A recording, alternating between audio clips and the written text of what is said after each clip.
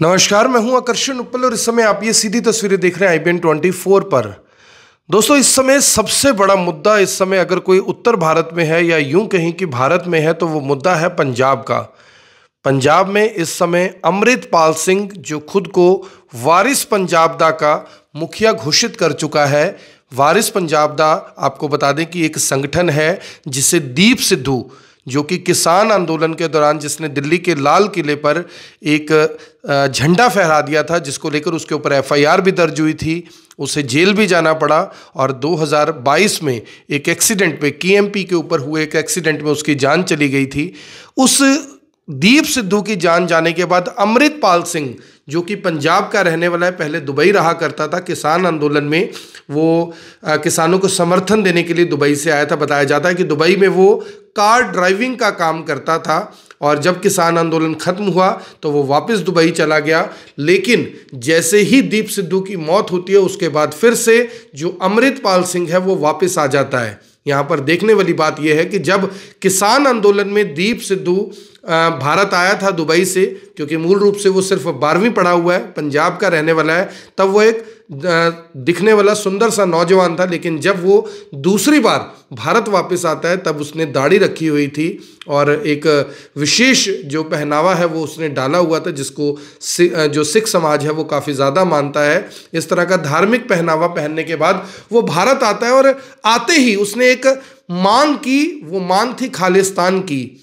अक्सर ऐसा बताया जाता है, दिखाया जाता है अखबारों में, मीडिया में, टीवी में कि जो खालिस्तान है, खालिस्तान या खालिस्तानी, उन्हें एक दूसरे नज़रिए से देखा जाता है। लेकिन अमृतपाल सिंह ने बात करते हुए ये बात कही है कि जब हिंदू हिंदू राष्ट्र मांग सकते हैं, मुसलमानों को पाकिस्तान मिल सकता है, तो 1940 की हमारी मांग खालिस्तान की पूरी क्यों नहीं हो सकती? आखिर खालिस्तान मांगने में बुराई क्या है? यहाँ पर आपको बता दें कि अमृतपाल सिंह कहीं ना कहीं सीधे तौर पर सरकारों को चुनौती दे रहा है। सीधे तौर पर पंजाब की आम आदमी पार्टी की जो सरकार है उसने तो कहीं ना कहीं हाल ही में अजनाला के अंदर पुलिस चौकी में, पुलिस थाने के अंदर जिस तरह से अमृतपाल सिंह और उसके जो फॉलोअर्स थे उन्होंने जिस तरह से वहाँ पर अटैक किया, एक किस्म का, जहाँ पर पुलिस ने उसके सामने घुटने तक टेक दिए और उसके एक साथी जिसका नाम तूफान सिंह है उसे वहाँ पर रिहा करने की बात हुई, जिसके बाद अमृतपाल सिंह और उसके जो फॉलोअर हैं वो वहाँ से चले जाते हैं। लेकिन सवाल ये है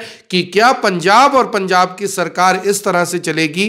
क्या 1984 का वो वक्त पंजाब में वापस लौट रहा है जब ऑपरेशन ब्लू स्टार हुआ था? सवाल यहाँ पर यह भी है कि खालिस्तान की मांग को इतने मुखर तरीके से बोलने वाले को, अमृतपाल सिंह को, आखिर जो जांच एजेंसियां हैं, आखिर जो पंजाब पुलिस है, वो इतना हल्के में क्यों ले रही है, या फिर प्लान कुछ और है? आपको बता दें कि केंद्र सरकार के जो गृह मंत्री हैं अमित शाह, उन्होंने 18 कंपनियां RAF की और CRPF की पंजाब के अजनाला में भेजी और बताया यह गया है कि 6 मार्च से 16 मार्च तक ये जो टुकड़ियां भेजी गई हैं, 18 कंपनियां भेजी गई हैं आर्म फोर्सेस की, उनके पास हथियार भी हैं और रॉयट्स जो वाहन होते हैं वो भी वहां पर ले जाए गए हैं। तो आखिर प्लान क्या है? क्या पंजाब सरकार और केंद्र सरकार मिलकर कुछ करना चाहती है, या फिलहाल सिर्फ नजर रखने के लिए CRPF और RAF की टुकड़ियों को वहां पर भेजा गया है? यहां पर सबसे बड़ा सवाल यह है कि अमृतपाल सिंह के जिस तरह के बयान आ रहे हैं, इंटरव्यू आ रहे हैं, जिस तरह से वो कह रहा है कि खालिस्तान की मांग हमारी मांग है और हम इसे लेकर रहेंगे, जिस तरह से वो प्रधानमंत्री नरेंद्र मोदी को चुनौती दे रहा है, जिस तरह से केंद्रीय गृह मंत्री अमित शाह को चुनौती दे रहा है, और सीधे तौर पर कह रहा है कि उन्हें याद रखना चाहिए कि इंदिरा गांधी के साथ क्या हुआ था। आखिर इस बात के क्या मायने और क्या मतलब है? क्योंकि अगर एक शख्स इस तरह से भड़काऊ बयान दे रहा है, एक शख्स इस तरह से सीधे तौर पर खुलकर सरकारों को चुनौती दे रहा है, तो जाहिर तौर पर बात गंभीर है। 1984 का वो वक्त शायद कोई भूला नहीं होगा। मेरा तो जन्म 1986 का है, मैंने वो वक्त देखा नहीं है, लेकिन उसके बारे में बहुत कुछ पढ़ा है, बहुत कुछ वीडियोज़ में देखा है, यूट्यूब पर देखा है, किताबों में देखा है, बहुत कुछ मैंने उसके बारे में सुना है।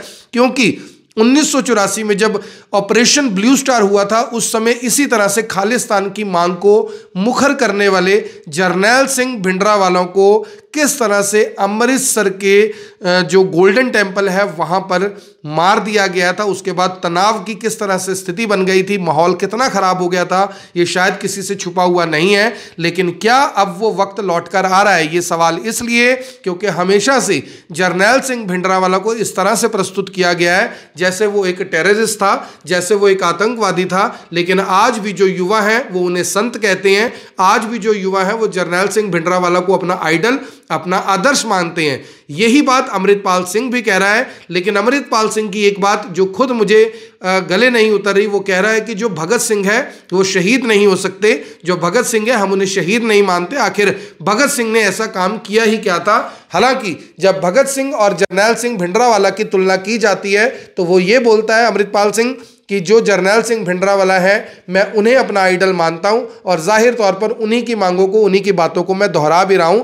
अब हमें अपना एक आज़ाद देश चाहिए। यहाँ पर सोचने, देखने और समझने वाली बात यह है कि अमृतपाल सिंह जो मात्र 12वीं कक्षा तक पढ़ा है, अपना रोजगार करने के लिए अमेरिका, कनाडा या ऑस्ट्रेलिया नहीं, दुबई में गया था, जहाँ पर हर कोई चला जाता है। यानी घर की माली हालत बहुत अच्छी नहीं थी। वहाँ पर सवाल ये उठता है कि आखिर अमृतपाल सिंह को फंडिंग कौन कर रहा है? उसके पास इतना पैसा कहाँ आ रहा है? जहाँ तो वो दुबई के अंदर एक कार चलाता था, वो भी टैक्सी, वहाँ पर टैक्सी चलाया करता था वो, लेकिन अब वो मर्सिडीज में घूमता है। उसके आसपास आर्म्ड लेकर जो उसके लोग हैं, जो हथियारबंद लोग हैं, वो उसके साथ घूमते हैं। यहाँ पर सवाल ये है कि आखिर अमृतपाल सिंह की फंडिंग कहाँ से हो रही है? क्योंकि कनाडा से इस तरह की जो गुरवंत सिंह पन्नू है, उसका भी नाम आपने सुना होगा, वो भी खालिस्तान की मांग को बार बार दोहराता रहता है और ऐसा बताया जाता है कि वो भी काफ़ी मोटा जो फंडिंग है वो अपने पास लेकर बैठा हुआ है। तो कहीं ऐसा तो नहीं है कि जो अमृतपाल सिंह है उसको भी फंडिंग वहीं से हो रही है? क्योंकि सवाल बार बार यही है कि पंजाब के जो बड़े नेता हैं, बड़े लोग हैं, समाज सेवी हैं, जो इस तरह की भूमिकाओं में काफ़ी ज़्यादा सक्रिय रहते हैं, वो अमृतपाल सिंह की मांग का समर्थन नहीं कर रहे। यहाँ पर देखने वाली बात यह है कि पंजाब के मुख्यमंत्री जो इस समय हैं वो कहीं ना कहीं चुप बैठे हुए हैं। वहां पर सवाल यह है कि आखिर पंजाब के जो मुख्यमंत्री हैं भगवंत मान, वो इस मामले पर इतने यानी कि चुप्पी जो उन्होंने साधी हुई है वो अपने आप में सवाल उठाता है कि आखिर एक मुख्यमंत्री इस तरह से चुप क्यों है। वहीं सवाल यह भी है कि अंदर ही खाने जो भी किया जा रहा है लेकिन खुलकर कोई भी बयान देने से बच क्यों रहा है? क्या कुछ बड़ा होने वाला है? क्या अमृतपाल सिंह की जो ये मुहिम है उसका सर कुचला जाएगा या फिर ये महज एक दिखावा है? क्योंकि कहीं ना कहीं जो हमारे देश में राजनीति है वो इस तरह के मामलों में काफ़ी ज़्यादा हावी रहती है, प्रभावी रहती है। इस बात को नहीं भूलना चाहिए कि जरनैल सिंह भिंडरावाला को कहा जाता है कि अकालियों को दबाने के लिए कांग्रेस ने ही कहीं ना कहीं प्लांट किया था। ऐसा जो किताबें हैं वो बताती हैं, ऐसा जो इतिहासकार हैं वो बताते हैं, ऐसा यूट्यूब के जो वीडियोज़ हैं उसमें बताया गया है कि जो जरनैल सिंह भिंडरावाला हैं उन्हें कांग्रेस ने ही अकालियों के विरुद्ध प्लांट किया था। लेकिन बाद में वो कांग्रेस के लिए ही कितना सिरदर्द बन गए कि इंदिरा गांधी जो पूर्व प्रधानमंत्री थी, उन्होंने जरनैल सिंह भिंडरावाला को मारने के लिए ऑपरेशन ब्लू स्टार तक का आदेश दे दिया था। हालांकि ब्लू स्टार ऑपरेशन के बाद किस तरह से इंदिरा गांधी की भी हत्या कर दी गई थी, जो जरनैल सिंह भिंडरावाला को मारने वाले जो पुलिस कर्मचारी थे उनके द्वारा। वहां पर यह भी सवाल बार बार उठता है कि क्या अमृतपाल सिंह को भी सुरक्षा एजेंसियों ने कहीं यानी कि प्लांट किया है? क्या ऐसा है कि किसी राजनीतिक पार्टी ने उसे प्लांट किया है? क्या पाकिस्तान के आईएसआई ने उसे प्लांट किया है? या फिर कनाडा, अमेरिका और बाहर के जो देशों में लोग बैठे हुए हैं क्या वो उसे फंडिंग कर रहे हैं? ये अपने आप में बड़ा और गंभीर सवाल जरूर है। हालांकि मैं इस बात का समर्थक हूं कि भारत एक लोकतांत्रिक देश है। लोकतांत्रिक देश के अंदर इस तरह की कार्रवाई का मैं बिल्कुल समर्थन नहीं करता। खासकर जिस तरह से जो अमृतपाल सिंह है वो अपनी बात को जिस तरीके से रख रहा है, जिन शब्दों में रख रहा है, जिस अंदाज में रख रहा है, मैं उसका बिल्कुल भी समर्थक नहीं हूं। मैं कभी नहीं चाहूंगा कि पंजाब हमारे देश से अलग हो। मैं कभी नहीं चाहूंगा कि खालिस्तान जैसा कोई देश बने, क्योंकि जितनी आज़ादी भारत देश के अंदर है, जितना कोई भी शख्स आज़ाद भारत जैसे देश में, मुझे नहीं लगता कि कहीं पर इतनी आज़ादी उसे दी जा सकती है। पाकिस्तान के हाल आपके सामने है। पाकिस्तान ने भी 1947 से पहले मुसलमानों का एक अलग से देश बनाने की मांग रखी, हिंदुओं का देश हिंदुस्तान बन गया। लेकिन अब सवाल ये उठता है कि सिख जो कि भारत में रहकर काफ़ी खुश हैं, वो इस तरह के उनका एक जो हिस्सा है, उनका एक जो पक्ष है, वो आखिर खालिस्तान की इस मांग को एक बार फिर से क्यों दोहरा रहा है? आपको इस मुद्दे पर क्या लगता है? कमेंट बॉक्स में जरूर बताएं। क्या आप खालिस्तान की मांग का समर्थन करते हैं? क्या आप अमृतपाल सिंह की जितने दिए गए बयान हैं, जो उसके इंटरव्यूज आ रहे हैं, क्या आप उसका समर्थन करते हैं? क्या आप भी चाहते हैं कि भारत में ही पंजाब रहे? क्या आप भी चाहते हैं कि भारत देश अखंड भारत के रूप में जाना जाए? क्या आप भी चाहते हैं कि भारत, पंजाब, जम्मू कश्मीर सब कुछ एक ही नाम से जाना जाए जिसका नाम भारत है? या फिर आपके मन का विचार, आपके मन की सोच कुछ और है? आप, मेरी सभी से अपील है, जो भी लोग इस वीडियो को देख रहे हैं इसे साथ के साथ जरूर शेयर करें। आप देख रहे हैं IBN 24, मैं हूं आकर्षण उप्पल करनाल से, आप सभी के साथ लाइव। धन्यवाद।